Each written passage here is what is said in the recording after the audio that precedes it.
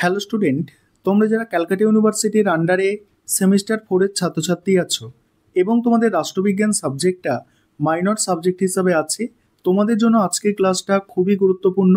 আজকের ক্লাসে তোমাদের একটি 15 নম্বরের প্রশ্নের উত্তর নিয়ে আলোচনা করব। প্রশ্নটা হচ্ছে, কোনো রাজ্য বিধানসভায় মুখ্যমন্ত্রীর ভূমিকা ও পদমর্যাদা ব্যাখ্যা করো।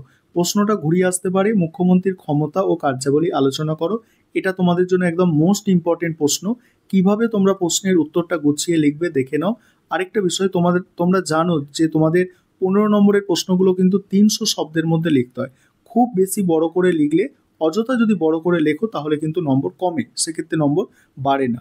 কিভাবে তোমরা গুছিয়ে লিখবে দেখে নাও। প্রথমেই তোমাদের একটা ইন্ট্রোডাকশন অর্থাৎ ভূমিকা, সেখানে কি লিখবে? রাজ্যের প্রকৃত শাসন বিভাগের প্রধান হলেন মুখ্যমন্ত্রী। সংবিধান অনুযায়ী রাজ্যপাল রাজ্যের শাসনতান্ত্রিক প্রধান হলেও বাস্তবে মুখ্যমন্ত্রী হলেন রাজ্যের প্রকৃত শাসক। কেন্দ্রের প্রধানমন্ত্রীর মতো রাজ্যে মুখ্যমন্ত্রী ব্যাপক ক্ষমতা ও পদমর্যাদার অধিকারী। এবার আছে দেখো, নিয়োগ ও কার্যকাল, এটা বোঝো। সংবিধান অনুযায়ী রাজ্যপাল বিধানসভার সংখ্যাগরিষ্ঠ দলের নেতাকে মুখ্যমন্ত্রী হিসাবে নিয়োগ করেন। তবে বিধান পরিষদ থেকেও মুখ্যমন্ত্রী নিয়োগ করা যেতে পারে, যেমনটা 1952 সালে মাদ্রাসে রাজা গোপালাচারীর ক্ষেত্রে হয়েছিল। মুখ্যমন্ত্রীর কার্যকাল সাধারণত 5 বছর, তবে তিনি স্বেচ্ছায় পদত্যাগ করতে পারেন বা তাকে অপসারণ করা যায়। এবার আছে দেখো, ক্ষমতা ও কার্যাবলী। ক্ষমতা কার্যাবলীর মধ্যে পয়েন্টগুলো দেখো, যে প্রথম পয়েন্ট হচ্ছে মন্ত্রী পরিষদের নেতা।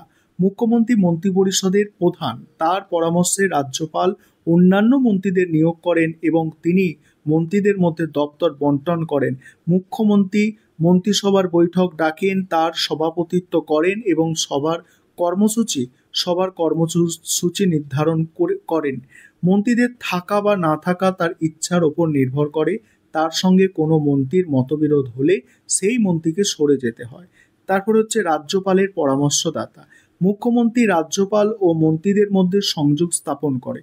তিনি মন্ত্রিসভার সিদ্ধান্ত রাজ্যপালকে জানান এবং রাজ্যের শাসন কার্যে রাজ্যপালকে পরামর্শ ও সহায়তা করেন।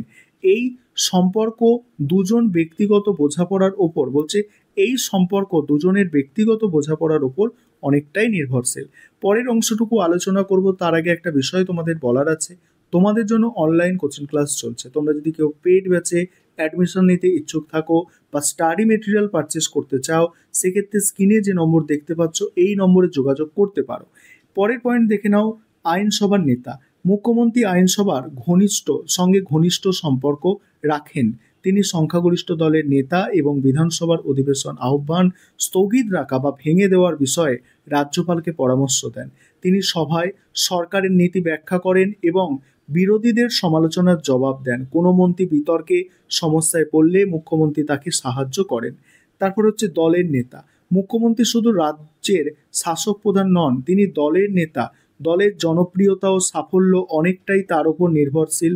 দলের মধ্যে কোনো বিরোধ দেখা দিলে তিনি তার মীমাংসা করেন। তার উজ্জ্বল ভাবমূর্তি দলের ঐক্য ও সরকার পরিচালনায় সাহায্য করে। পরের পয়েন্ট হচ্ছে জনগণের নেতা। মুখ্যমন্ত্রীকে রাজ্যের মানুষ রাজ্য সরকার হিসাবে বোঝেন। তাকে ঘিরেই জনগণের আশা আকাঙ্ক্ষা তৈরি হয়। তাই মুখ্যমন্ত্রীকে জনগণের সঙ্গে নিবিড় যোগাযোগ রাখতে হয়। তার ব্যাপক জনসংযোগ জনগণের মধ্যে বিশেষ প্রভাব সৃষ্টি করে। এবার আছে পদমর্যাদার মূল্যায়ন। দেখো, মুখ্যমন্ত্রী বিশাল ক্ষমতার অধিকারী হলেও তার প্রভাব কিছু বিষয়ের উপর নির্ভর করে। প্রথমত, আইনসভায় তার দলের বিরাট সংখ্যাগরিষ্ঠতা এবং দলীয় শৃঙ্খলা থাকলে তার পক্ষে প্রভাব বিস্তার করা সহজ হয়। দ্বিতীয়, মুখ্যমন্ত্রীর ব্যক্তিত্ব ও কর্মদক্ষতা তার ক্ষমতা ও পদমর্যাদাকে অনেকখানি বাড়িয়ে তোলে। বিধান রায়, জ্যোতি বসু বা মমতা বন্দ্যোপাধ্যায়ের মতো মুখ্যমন্ত্রী প্রবল ব্যক্তিত্ব ও কর্মদক্ষতা তাদের সাফল্যের শীর্ষে বসিয়েছে এবং তাদের প্রভাবের পরিধিকে প্রসারিত করেছে। এই ছিল তোমাদের একটি গুরুত্বপূর্ণ 15 মার্কসের প্রশ্নের উত্তর।